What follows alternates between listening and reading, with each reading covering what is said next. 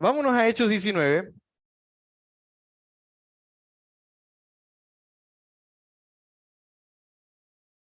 Llegamos. Muy bien. Y vamos a leer el texto juntos. Ponte de pie. Hoy día vas a hablar mucho. Repite después de mí. Hoy día voy a hablar mucho. Así que te pones de pie y vas en voz alta a leer conmigo. Cada vez que yo diga una frase, tú la repites inmediatamente después. ¿Suena bien? ¿Trato hecho? Bien, vamos a Hechos 19, verso 1.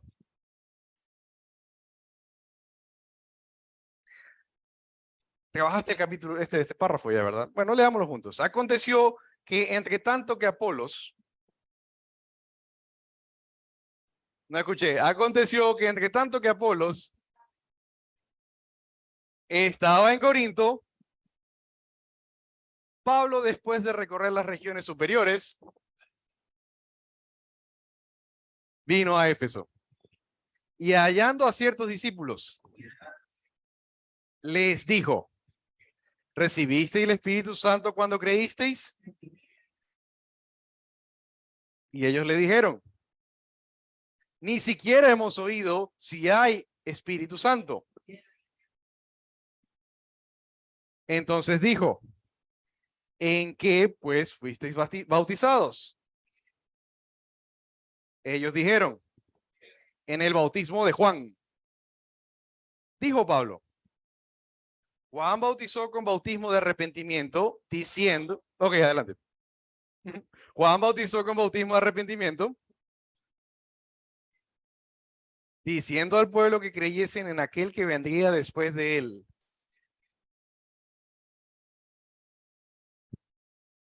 Álvaro, no te escucho. Más fuerte, Álvaro, más fuerte. Perdón que se cargó su, pero vamos a leer. Esto es en Jesús el Cristo.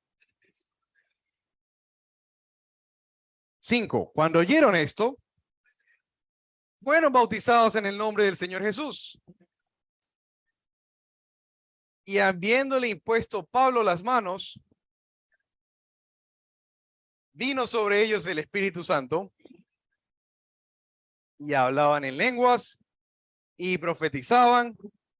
Eran por todos unos 12 hombres. Y entrando Pablo en la sinagoga, habló con denuedo por espacio de 3 meses,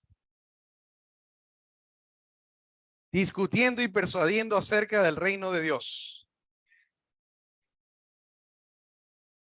Pero endureciéndose algunos y no creyendo, maldiciendo el camino delante de la multitud. Se apartó Pablo de ellos y separó a los discípulos, discutiendo cada día en la escuela de uno llamado Tirano. Así continuó por espacio de 2 años, de manera que todos los que habitaban en Asia, judíos y griegos, oyeron la palabra del Señor Jesús. Y hacía Dios milagros extraordinarios por mano de Pablo, de tal manera que aún se llevaban a los enfermos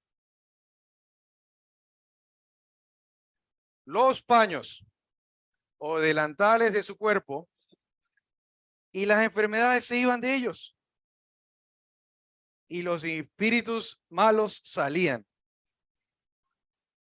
Pero algunos de los judíos, exorcistas ambulantes, intentaron invocar el nombre del Señor Jesús sobre los que tenían espíritus malos, diciendo, os conjuro por Jesús, el que predica Pablo.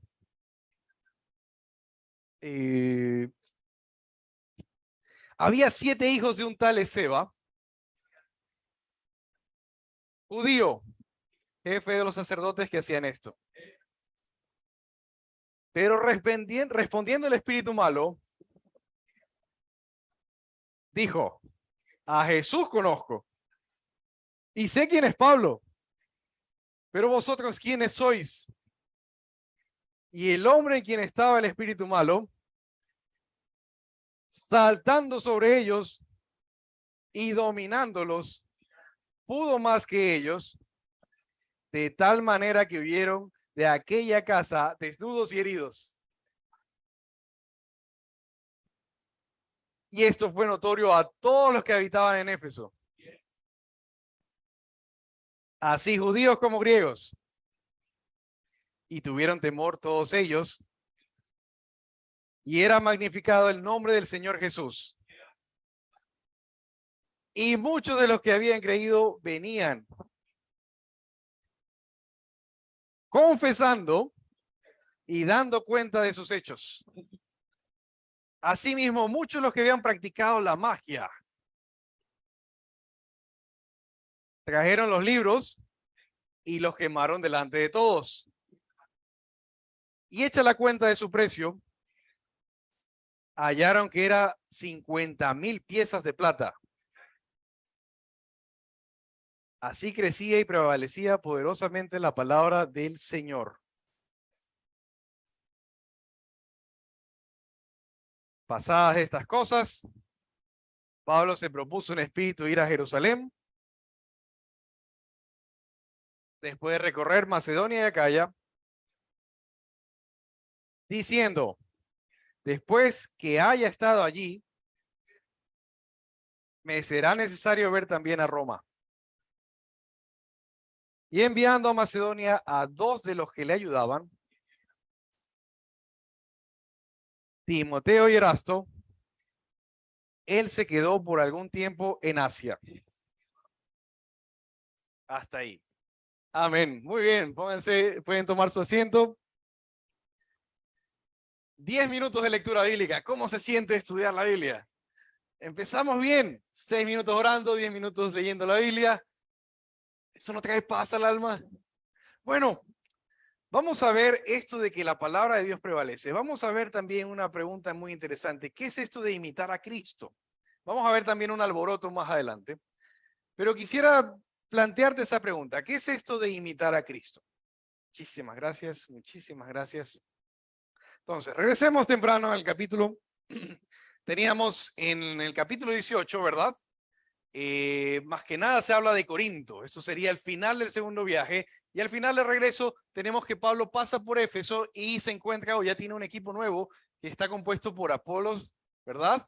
Aquila, Priscila, Apolos va para un lado, Priscila y Aquila van para otro, y Pablo dice, yo tengo que regresar, y así termina el segundo viaje misionero, que es lo que vimos la semana anterior, ¿verdad? Apolos es muy particular, y Priscila me encanta, esta mujer es impactante. Yo me imagino a Apolos predicando con valor en Corinto, ¿verdad? Luego en Éfeso, y Priscila dice, este mal le falta algo, ¿verdad?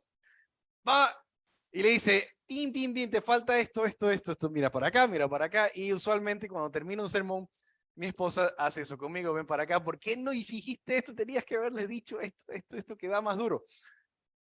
Y me imagino esa escena, ¿verdad? Priscila le dice, ven acá, Apolos, te falta Cristo. ¿Cómo que Cristo? Si estoy hablando del bautismo de Juan, que Cristo viene, sí, se llama Jesús. Jesús. Y ahora a Apolos no hay quien lo pare. Priscila, me encanta Priscila. Cada vez que se menciona Priscila en la Biblia es una hermana de lujo. Priscila, ¿te gusta ese nombre?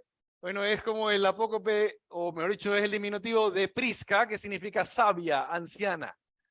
Priscila, ancianita, sabia, pequeña sabia. ¿Qué tal? Me encanta Priscila. Y entonces ahora dice Pablo, yo tengo que irme. Ellos quedan y aparentemente quedaron 12 en Éfeso que habían creído.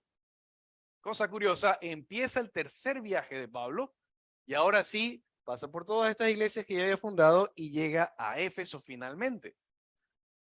Por durante la mañana vamos a hacer un pequeño contraste entre Corinto y Éfeso porque es importante. Vamos a empezar por lo que dice el texto y luego vamos a hacerlo lo más práctico posible. Pero en cuanto a Corinto, tenemos una iglesia grande, interesante. Aquí he designado a mucho pueblo. Pablo le dice al Señor Jesús, habla, ¿verdad? Y es una iglesia que tal vez sería estratégica para alcanzar al mundo entero. ¿verdad? El otro lado de Éfeso queda del lado de Turquía, le llamaban Asia a los romanos le decían Asia a Turquía, ¿verdad? Y entonces, ahora finalmente viene Pablo, y lo primero que se encuentra estos discípulos, dice que iba para la sinagoga y se encuentra con algunos que ya son discípulos.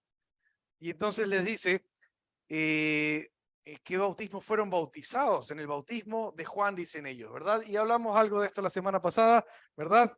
Y él asimismo les completa lo que falta. Ok, es en el nombre de Jesús, ese Cristo del cual habla Juan, se llama Jesús. Vino conforme a las Escrituras, murió conforme a las Escrituras, resucitó al tercer día conforme a las Escrituras, ¿verdad? Vuelve conforme a las Escrituras, y entonces ellos creen y dice que reciben el Espíritu Santo en el momento que Él impone manos sobre ellos y empiezan a hablar en lenguas, empiezan a profetizar. La característica que hemos visto en todo Hechos: cada vez que alguien recibe el Espíritu Santo, no puede parar de hablar. Cosa curiosa, ¿no? ¿Cuál sería la evidencia de que alguien tenga el Espíritu Santo? Algunos discutirán teología y dirán, no, es esto de aquí o lo de acá. Bueno, el texto me dice que la palabra clave en todo Hechos, ¿cuál es? Jesús, sí. ¿Qué de Jesús? El testimonio de Jesús, y cada vez que se vincula Espíritu Santo, ¿qué empiezan a hacer los hermanos? Testificar de Jesús. Y aquí empiezan y no pueden parar. Entra Pablo, verso 8, en la sinagoga, habla con denuedo, dice que por 3 meses discutía con ellos hasta que blasfemaron. Poco después de eso hay un hermano que se llama Tirano, tiene una escuela y le dice, vente para acá, ¿verdad? Y ahora habla por 2 años. 2 años hablando y empieza a formarse una iglesia espectacular. Y van a ver por qué es espectacular. En el transcurso de estos 2 años, hablemos un poquito de la ciudad. Éfeso viene a ser como el hogar de la diosa Artemisa, la diosa Diana. Esta diosa es horrible. Se me ocurrió pasarte una foto de la estatuilla de Diana, pero definitivamente es tan obscena que mejor no. Dije, no vale la pena. Es una diosa horrorosa, es la diosa de la fertilidad. La forma de adorar a esta diosa era la prostitución misma. Entonces te imaginarás, esa es la ciudad y es un centro religioso para todo el sector de Turquía. Hubo un incendio, el templo de Diana fue bien, bastante destruido, eso fue mucho antes, ¿verdad? Aún hay vestigios, aún hay las ruinas, aún sigue siendo un templo de adoración. Un hermano amado que es mentor no solo para mí, sino especialmente para Luis Eduardo, que es quien me discipula, quienes conocen. Fallece hace poco y él alguna vez me contó, Tom Hayes se llama, que en Guatemala, en un lugar donde él estaba haciendo misiones, había un ídolo. Entonces, este ídolo en el terremoto, el gran terremoto de Guatemala, se partió en dos, era una roca inmensa, se parte en dos y caen las dos mitades al suelo. Entonces, cosa curiosa, ¿qué hacen los guatemaltecos? Ese es su ídolo. A ese ídolo antes le adoraban trayéndole frutas, comidas, sacrificios. Su tradición. Tomaron cemento, pusieron las dos mitades, pegaron la piedra y la volvieron a adorar. Ese es el ser humano. Bueno, traigámoslo más al cristianismo. Pedro era pescador, Cristo lo llama, ven a servir, te haré pescador de hombres. Cristo muere en la cruz tal cual había avisado que lo haría, él había dicho varias veces ya, por lo menos son 3 veces, Pedro lo sabía cómo sería. Y Pedro vuelve a las redes, y entonces Cristo le sale al encuentro, y ¿te acuerdas el pasaje en Juan? ¿Me amas? Sí, Señor, tú sabes que te quiero. Apacienta mis ovejas. Lo conoces el pasaje, ¿verdad? ¿Me amas? Sí, sabes que te quiero. ¿Me quieres? Y Pedro echó a llorar. 3 veces la pregunta, ¿verdad? La última más acorde a. Y entonces lo tienes. Pedro vuelve a las redes y después de este encuentro con el Señor Jesús, Pedro se da cuenta, no, he sido llamado a apacentar sus ovejas. ¿Verdad? Bueno, hay un incendio en Éfeso años atrás, antes que llegue Pablo. Hay un incendio y este era el centro de adoración y era realmente un prostíbulo, ¿qué hizo la ciudad de Éfeso? Volvió a esta religión pagana. Entonces, en ese lugar, en esa religión pagana, hay algunos aspectos interesantes. Por ejemplo, verso 11 dice, y hacía Dios milagros extraordinarios por manos de Pablo, de tal manera que aún se llevaban a los enfermos, ¿verdad? Les llevaban los paños y delantales del cuerpo de Pablo. Como que imagínense ser Pablo en ese momento, imagínense ser Jesús, por ejemplo, en Lucas hay algún pasaje donde él tiene que subirse a una barca, alejarse para que no lo estén tocando por un milagro. Imagínense ser Pablo. Pablo quiere enseñar y le sacan la ropa. Ustedes vino un tenista brasilero alguna vez aquí a jugar con la Penti, jugaron, termina el partido, se baja gente de la tarima a arrancharle la gorra, a arrancharle la camiseta, a quitarle la raqueta. Si alguno de ustedes fue y recuerda el evento, ¡qué vergüenza! Bueno, imagínense, Pablo está predicando y viene a arrancharle algo. Así. Y cosa curiosa, eso que le arranchaban hacía un milagro. Extraordinario. Entonces, los paganos no pueden quedarse atrás. Esta fama dice, 2 años toda Asia conoce de Jesús. Ahora, ¿verdad? Este Pablo, ¿qué le pasa a este Pablo? Hace milagros, ¿verdad? Y entonces sigamos leyendo, verso 12, ya está. Y dice, y las enfermedades se iban de ellos y los espíritus malos salían.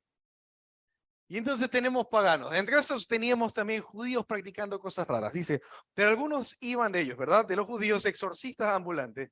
Intentaron invocar el nombre del Señor Jesús sobre algunos que tenían espíritus malos, diciendo, conjuro por Jesús, el que predica a Pablo.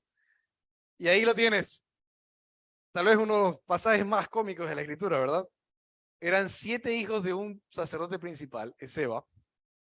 Dice, responde el espíritu malo, conozco a Jesús, sé quién es Pablo, ¿y tú quién eres? Dice que este endemoniado agarra con fuerza, los domina a los 7, les arrancha la ropa y los manda desnudos y heridos. Esto se difunde de tal forma, pero de tal forma que mira el resultado. Vamos a leer del 18 al 20, que es impactante. Muchos de los que habían creído venían confesando y dando cuenta de sus hechos. Asimismo, muchos de los que habían practicado la magia trajeron los libros y los quemaron delante de todos. Y hecha la cuenta del precio, hallaron que era 50,000 piezas de plata. ¿Cómo está el gramo de plata ahorita? Está como en $36. 50,000 piezas de plata. Eso es plata. Aquí plata. Bueno, sí, indiscutiblemente, estamos hablando de plata. ¿Estás haciendo el cálculo? Me lo debes. Bueno, se los debo. Wow. $180,000 más o menos. Eso convirtiéndolo al precio actual, ¿no? Habría que ver entonces, pero es mucho dinero. Es mucho dinero. Y los quemaron delante de todos y echa la cuenta de su precio, hallaron que era 50,000 piezas de plata. Verso 20, así crecía y prevalecía poderosamente la palabra del Señor. Pasadas estas cosas es que Pablo se propone en espíritu ir a Jerusalén y pasar por Roma, ¿verdad? Ir primero y luego ir para Roma.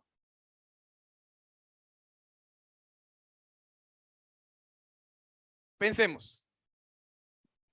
Tenemos la palabra creciendo grandemente, una nueva iglesia. Según lo que vimos en el texto, esta iglesia alcanza el resto de Asia. Hay que preguntarse por qué. Corinto no hizo eso. Corinto no es una iglesia que alcanzó el resto de Acaya o el resto de Macedonia, pero es la anterior, ¿verdad? Justo lo anterior, es justo lo previo. Esta aquí, luego tenemos referencia de esta iglesia en Apocalipsis, junto con ¿cuántas iglesias más? 7 iglesias en total, ¿verdad? Y Jesús manda un mensaje muy específico para estas 7 iglesias. Cosa curiosa de estas 7 iglesias es que la gran mayoría, si no todas, fueron fundados por miembros de la iglesia de Éfeso. o por el equipo misionero de Pablo. Por ejemplo, cuando llegas a ver lo de Colosas, o llegas a ver Hierápolis y la Odisea, cuando tú ves estas tres, quienes fundan esta iglesia, Pablo es claro en decir, no fui yo. Entonces, cuando tú observas lo que ocurre en estas iglesias, son fruto de lo que pasó en Éfeso. Es una mega iglesia, una iglesia espectacular. Ahora, ¿por qué es tan diferente? ¿Por qué logra esto y por qué se viene a convertir el centro del cristianismo? Si había sido primero Jerusalén, luego teníamos, ¿verdad?, Antioquía, luego teníamos que el evangelio llega, ¿verdad?, a la primera parte de Galacia, luego llega a Corinto, pero no se queda en Corinto, viene para Éfeso de regreso y de regreso se va para Roma, ¿verdad? Entonces, ¿cómo es esto? ¿Qué pasó? ¿Por qué Éfeso es tan especial? Si tú lees las cartas de Pablo a Corinto, ¿qué es lo que prima en las cartas de Pablo a Corinto o a los corintios? Divisiones, disputas, contiendas, abuso en la cena del Señor. ¿Qué hay de la santidad? ¿Qué tan santos eran los corintios? Inmoralidad. ¿Qué más tenemos con los corintios? Ay, pero tenían el Espíritu Santo. Tenemos los dones del Espíritu. ¿Qué más tenían los corintios? ¿Verdad? Ese es Corinto. Y ahora cuando vemos la carta a Éfeso, no hay reprensiones. Cuando ves a los Efesios, más bien hay profundidad de la riqueza del conocimiento. Se habla también del Espíritu Santo. Son dos iglesias que son totalmente diferentes. Están ahí, la una frente a la otra. Los divide el mar, ¿verdad? La una está en Turquía y la otra está en Acaya. La una frente a la otra. Iguales, pero diferentes. Corinto vendría a ser como una ciudad cultural, hablemos de comercio, como pensemos en Panamá. Eso es Corinto. Mucho comercio, muchísimo extranjero, mucha diversión. Lo que ocurrió en Corinto, quedó en Corinto, sería la expresión para ellos, ¿verdad? Mucha inmoralidad. Por otro lado, tenemos Éfeso, es una ciudad religiosa. En esta ciudad religiosa ocurre esto de aquí, ¿verdad? Cuando se convierte gente que había practicado la brujería. Y cuando se convierte gente que había practicado la brujería, decide hacer algo impactante. Primero, verso 18. Muchos de los que habían creído venían confesando y dando cuenta de sus hechos. Primero, confesar y dar cuenta de sus hechos. ¿Quién aquí cuando se convirtió expuso todo lo que había hecho? Soy esto, aquello, de lo demás. O esto vengo haciendo. Tengo rabo de paja. ¿Quién de ustedes se convirtió así? Quiero dar testimonio, hice todo lo de aquí y me arrepiento. Bueno, eso hicieron los efesios. Segunda cosa que hacen, asimismo muchos de los que habían practicado la magia trajeron los libros y los quemaron delante de todos. Libros de magia. Conozco personas que han hecho cosas similares. Yo sí hice un par de cosas de ese estilo, pero me acuerdo tanto alguien que echó abajo toda una colección de música espectacular porque dijo, esta música lo único que me lleva es al alcohol, y se deshizo y todo el mundo nos gustaba ir a visitarle porque tenía buena música.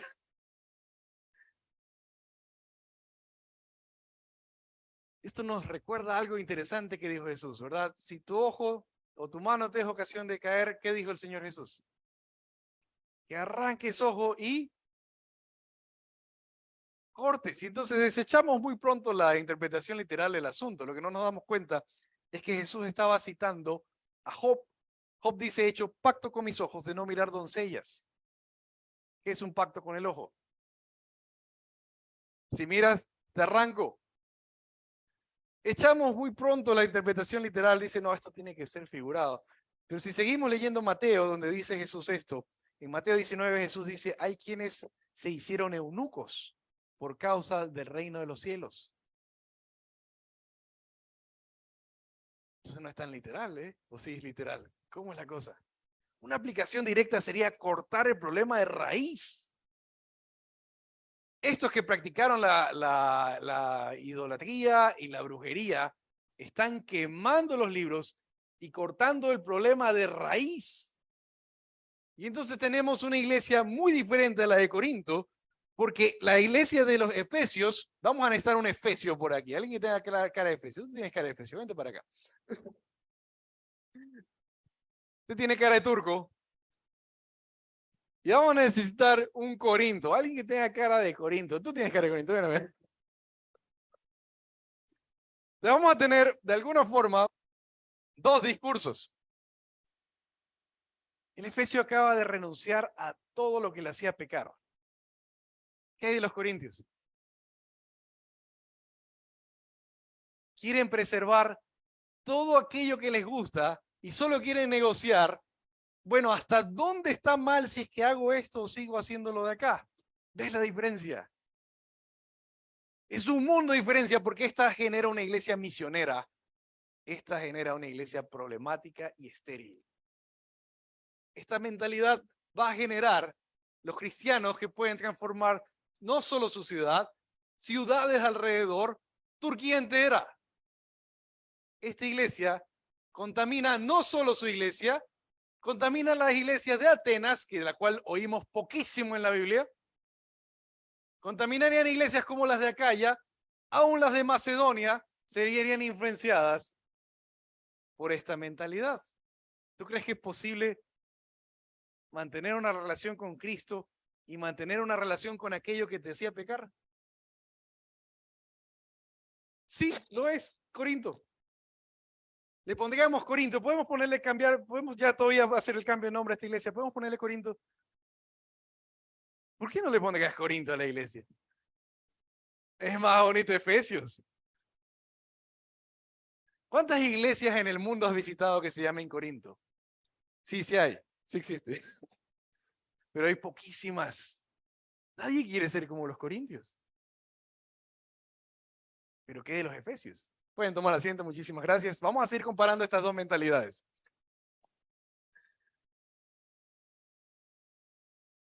Entonces tenemos la iglesia de los corintios, la iglesia de los efesios.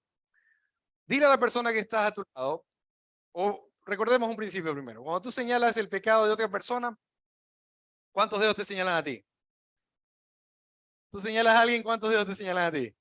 3, muy bien. Entonces, cuando alguien te pide un consejo y tú te das cuenta que inmediatamente que está en problemas porque es culpable de todo lo que le está pasando, ¿verdad? Inmediatamente cuando alguien te pide un consejo, tú ves ese problema y cuando ves ese problema, ¿verdad? Tú le dices directamente lo que tiene que dejar de hacer. Es clarísimo para ti lo que el otro tiene que dejar de hacer, ¿sí o no? Es clarísimo para ti cuando el otro está en la carne, cuando el otro está haciendo lo que le da la gana y quiere justificarlo. ¿Es evidente o no es evidente? De la misma forma, para mí es evidente y para ti es evidente lo que yo no quiero dejar de hacer. O lo que... Entonces dile a la persona que está a tu lado, yo sé lo que tú no quieres dejar de hacer. Ahora voltea y le dice a la otra persona que está al otro lado, yo sé lo que tú no quieres dejar de hacer.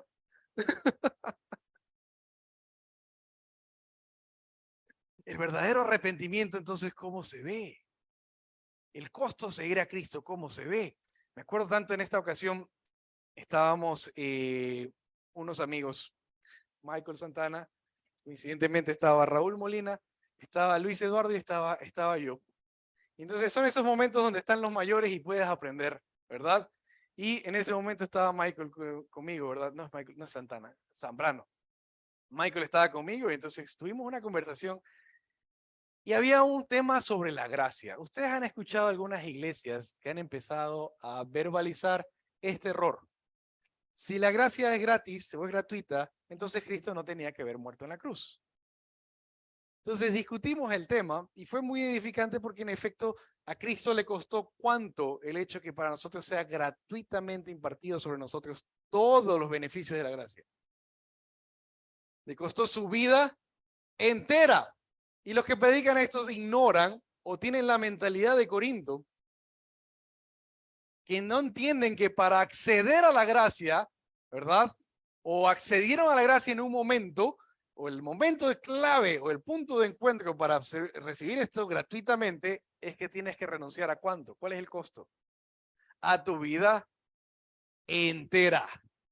A Cristo le toca, ¿verdad? Dar su vida entera.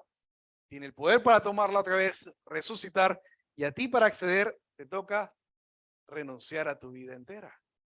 Ese es el costo. ¿Cuál fue el costo para ti? Te voy a decir el costo para mí. Constantemente es criticado, así que casi no lo verbalizo. Yo dediqué suficientes años de mi juventud a la música. Y entonces cuando yo llego a Cristo, yo le entrego mi vida a Cristo. Me acuerdo tanto el momento del Señor vino a mí, su Espíritu Santo me selló, de alguna forma me lo hizo saber. Y para mí saberme perdonado de todas las cosas que había dicho y hecho fue espectacular. Es decir, el volver a nacer fue algo muy palpable para mí. Y no podía parar de predicar. Y entonces en esos primeros días de emoción iba a la iglesia y en los cultos había momentos de adoración muy, muy bonitos. Y usualmente el músico que se paraba acá al frente decía cosas que ni él se creía. Y entonces el que se paraba al frente decía, vamos a ir a las naciones, decía. Entonces yo decía, amén, yo me lo creía. Ni él se lo creía, el hombre no fue a las naciones. Y él decía, vamos a entregar mi vida entera a Cristo. Y entonces todos decíamos, amén, amén. Ni él se lo creía. Pero yo de alguna forma estaba recién convertido y lo que sea que dijeran, yo me lo creía. Y una de esas dijo, bueno, ¿qué es lo que más amas? Se lo entregarías a Cristo. Y entonces lo que yo más amaba en ese entonces era la música. Entonces yo regresé a mi casa pensando, porque lo dudé. Entonces llegué, tomé mi guitarra, tomé otra guitarra más que tenía, subí a la terraza.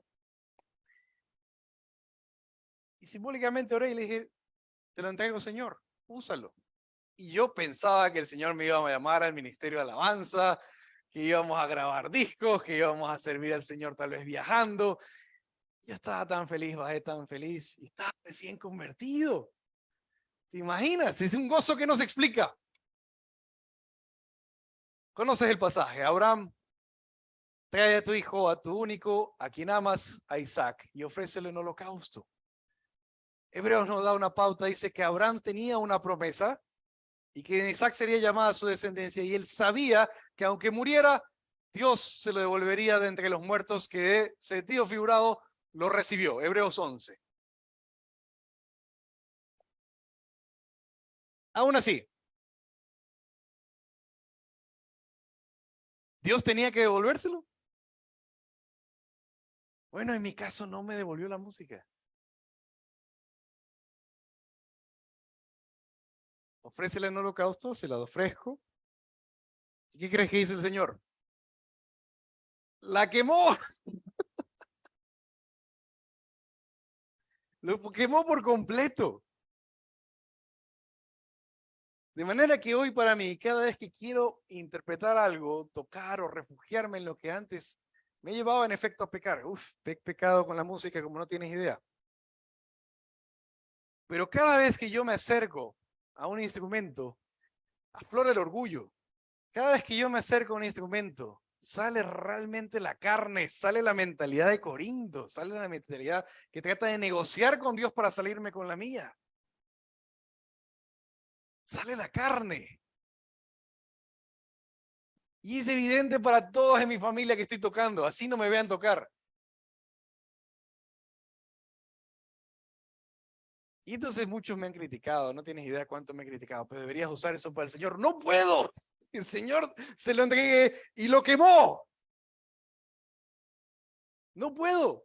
Quisiera, no puedo, no me deja. No es su voluntad. Porque cuando me convertí, dije tal cual como me dijeron que ore, me dijeron tienes que orar de esta forma. Ahora quiero que seas mi Señor y mi Salvador. Y lo creí. Y le reconocí Señor de mi vida. ¿Quién manda? Manda Él. Él reina. Él gobierna. La decisión radical de renunciar a ti mismo por las buenas. Una iglesia como Éfeso. Una iglesia totalmente útil, luz para las demás iglesias y para las naciones. La decisión de no renunciar, un cristiano problema. Un cristiano que contamina su entorno. Un cristiano que divide que causa divisiones. ¿Habían espirituales entre los corintios? Sí, porque decían, bueno, no, yo soy de Pedro, yo soy de Pablo, no, yo soy de Apolos, decía el otro, y nunca falta uno que diga, yo soy más espiritual que ustedes, yo soy de Cristo, contribuyendo a la misma división.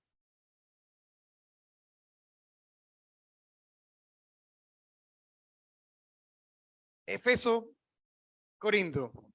En Éfeso tenemos renuncia. En Éfeso tenemos maravillas como detestar el pecado propio. En Corinto tenemos, por ejemplo, tener en claro cuál es el pecado del otro. ¿Sabes cuál es el problema con esa práctica de tener claro cuál es el pecado del otro? Que es para justificar que otros no se den cuenta de mi propio pecado. Pero cuando estamos en esa actitud, ¿verdad? Entonces tenemos, vamos a mencionar pecados comunes en la iglesia. No conviene. Exagerados de la iglesia, es decir, no pasan aquí. Eso solo podía pasar por allá por Grecia. Eso pasará tal vez en Perú, eso pasará en Chile, en Argentina.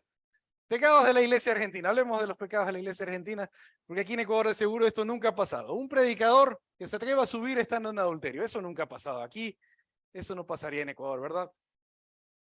Hablemos de pecados comunes únicamente a los europeos. Las iglesias de Europa, esas son unas terribles, ¿verdad? ¿Qué es el homicidio? Según Santiago, había homicidio en la iglesia. Ahora, claro, es un pasaje interesante y es poético ese párrafo, pero tremendo párrafo, ¿verdad? De Santiago. Por eso ustedes se mueren los unos a los otros, se matan los unos a los otros. ¿Qué pecados así, verdad? Un liderazgo autoritario, eso solo pasa por allá, por Colombia, Venezuela, son los pastores allá.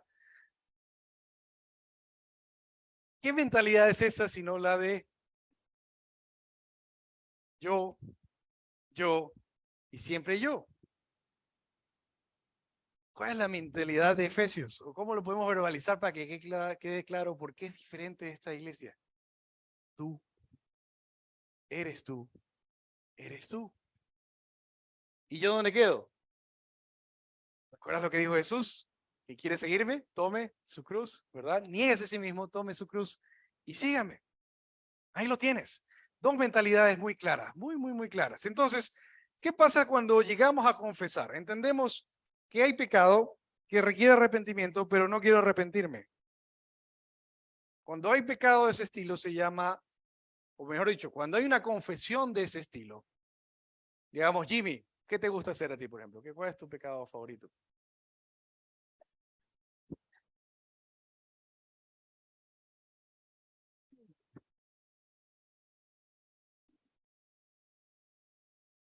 Digamos que yo vengo y digo, yo sé que lo que estoy haciendo está mal. Usualmente cuando alguien empieza a decir eso es exactamente lo que va a pasar. Por más que le muestre algún pasaje, va a rehusar creer o decir, incluso aparecen excusas como esta. Esa es tu interpretación. ¿Dónde está? ¿La mentalidad de Efesios o la mentalidad de Corinto? Yo. ¿Verdad? Eso es cinismo. Cuando yo confieso un pecado sin arrepentimiento es cinismo. Y el cinismo se escuda o trata de esconderse en lo intelectual. Los corintios habían dicho, bueno, nosotros somos tan mente abierta que si este hombre quiere estar con la mujer de su padre, está bien, debemos aceptarlos en la iglesia. Claro, el Señor perdonó todos los pecados en la cruz. Están perdonados, puede servir, venga hermano. Eso es Corinto. Tan orgullosos sois, dice Pablo. Inmoralidad en el liderazgo, solo en Corinto.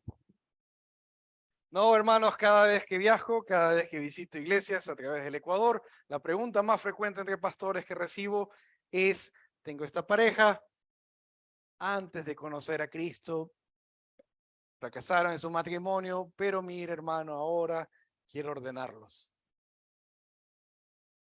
No tienes idea, ciudad que visito, ciudad que se habla de estirar el texto bíblico en el liderazgo. En el liderazgo. Y entonces, sí, pero el perdón. ¿Qué dicen los corintios?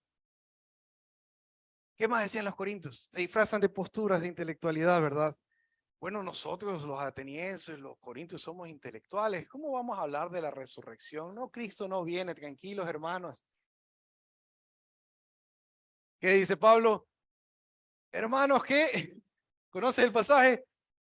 Vuelvan a su sano juicio como convienen y dejen de pecar. Si no hay resurrección, entonces Cristo tampoco resucitó. Y si Cristo no resucitó, nosotros somos los más dignos de lástima. Eso es para Corinto. Vuelvan a su sano juicio, 1 Corintios 15, verso 13, y dejen de pecar. Ahora, ¿qué hace el pecado con la iglesia? Tenemos Gálatas 5, un poco de levadura, ¿qué hace? Leuda toda la masa del pan. Y si se contamina, ¿qué empieza a ocurrir? Ahora, no quiero dejarlos con un trago amargo, porque si hablamos de pecado, no es sabio hablar de pecado sin hablar de la gracia, porque yo sé muy bien, ¿te acuerdas lo que habíamos dicho? Lo que tú no quieres dejar, y tú sabes muy bien lo que yo no quiero dejar, ¿verdad? Y les he abierto mi corazón y les he contado cómo fue lo que me costó a mí, mi vida entera. Para mí, mi vida entera era la música. ¿Qué es tu vida entera? ¿Qué es aquello que el Señor quiere que dejes? O te está pidiendo. A lo mejor te lo devuelve. A mí no me lo devolvió. A Abraham le devolvió a su hijo. ¿Por qué? Porque Él es Señor. Porque Él reina. Porque si le place, lo hace por su beneplácito. Un verdadero arrepentimiento genera una iglesia de este estilo. Un verdadero arrepentimiento genera una iglesia donde la palabra prevalece, no solo en la iglesia, sino en todo el sector. Ahora, ¿conoces algo que más que ocurre aquí? Vamos al verso 23. Dice, hubo por aquel tiempo un disturbio no pequeño acerca del camino. Por tanto, dice, porque un platero llamado Demetrio, que hacía de plata templecillos de Diana, daba no poca ganancia a los artífices. Y mira lo que él dice. Reúne a otros obreros del mismo oficio. Le dice, varones, sabéis que de este oficio obtenemos nuestra riqueza. Pero veis y oís que este Pablo no solamente en Éfeso, sino en casi toda Asia ha apartado a mucha gente con su persuasión diciendo que los dioses, que no son dioses los que se hacen con las manos. Hasta ahí no ha pasado nada. Están todos haciendo ídolos y todavía no pasa nada. Verso 27, esto es clave. Mira el verso 27, dice, no solamente hay peligro de que nuestro negocio venga a desacreditarse, sino también que el templo de la gran diosa Diana sea estimada en nada y comienza a ser destruida la majestad de aquella a quien venera toda Asia y el mundo entero. Cuando oyeron estas cosas se llenaron de ira y empezaron a decir, grande es Diana de los Efesios. ¿Por cuánto tiempo? 2 horas gritando, grandes Diana de los Efesios, grandes Diana de los Efesios. ¿Has visto alguna locura así aquí en Ecuador? Bueno, cuando juega la selección, la tío, cuando juega el ídolo, el ídolo, cuando juega Emelec, no, ahí no se escucha mucho. Ahí no se escucha nada. ¿Qué hay de política? ¿Vieron los mítines esta semana? La gente gritando, vociferando. Años atrás, cuando querían que salga el expresidente, fuera, fuera, ¿te acuerdas? Por horas, un frenesí absurdo. Mira la pasión con la que están gritando ahorita. Grandes Diana de los Efesios, se los arrastran, los llevan a Gallo, a Aristarco. Querían a Pablo, le dicen a Pablo, los amigos le dicen, no vayas. Entre esos están asiarcas. Los asiarcas serían autoridades. Pablo había evangelizado aún las autoridades de Éfeso. Tenía amistad con ellos ya. Le decían, no vayas, no vayas, no vayas. Bueno, cuando se arma el tumulto, el que está a cargo les dice, hey, esperen, esperen, y más gritaban. Creían que era un judío llamado Alejandro más adelante. Alejandro dice, no, yo no soy, quería ser, bueno, déjenme, escúchenme al menos. ¿Qué hace la gente? Grandes Diana los Efesios, grandes Diana los Efesios, y no paraban de gritar, era un estruendo. Y seguían 2 horas. final de cuentas, el que estaba a cargo del teatro dice, bueno, si tienen que demandar a alguien, vayan acá porque podemos ser acusados de sedición. Y solo mencionar la palabra, sabiendo que Roma es Roma, se disolvió inmediatamente la asamblea, se acabó el tumulto. ¿Qué pasaba si Pablo se presentaba ahí? Muy probablemente. Peligrosísimo. Hagamos una pregunta de estas. A ver, ustedes supieron, en Riobamba fue aquel lugar donde fue lo más grave de las protestas, cuando querían que salga el expresidente. Y cuando estuvo en Riobamba, si no es por la policía, no lo salvan. Ustedes no sé si recuerdan eso. ¿Qué pasaba si en plenas protestas viene el candidato o viene el presidente y se para ahí en medio de las protestas? ¿Qué le va a pasar? Exacto, es decir, el riesgo de, entonces, algo así, una locura, así, un frenesí, grandes Diana los Efesios. Grandes Diana los Efesios, y una locura. Por un lado, impactante. Por otro lado, Pablo entiende, bueno, aquí en la iglesia misionera hemos alcanzado como 7 ciudades más y yo no hice esa obra, esta iglesia trabaja sola. Tengo que regresar. Y se fue. Capítulo 20, verso 1 dice que Pablo siguió, ¿verdad? Y se había propuesto ir a Jerusalén, así que regresa a Jerusalén y eso lo veremos la próxima semana. Empieza algo interesante que tiene que ver, ¿verdad? Con imitar a Cristo. Que tiene que ver con, bueno, estoy dispuesto a padecer como Cristo padeció y lo veremos la siguiente semana.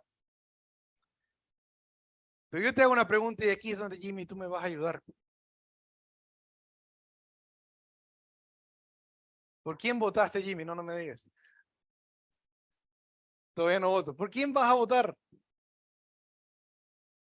Y entonces algunos de ustedes dirán, grande es Luisa de los ecuatorianos, algunos dirán, grande es Otto, y algunos dirán, grande. Y de hecho esta semana tuvieron que haber gritado en esos mítines. Grande, grande, grande. ¿Te imaginas? Otros dicen, Fernando vive. ¿Vive?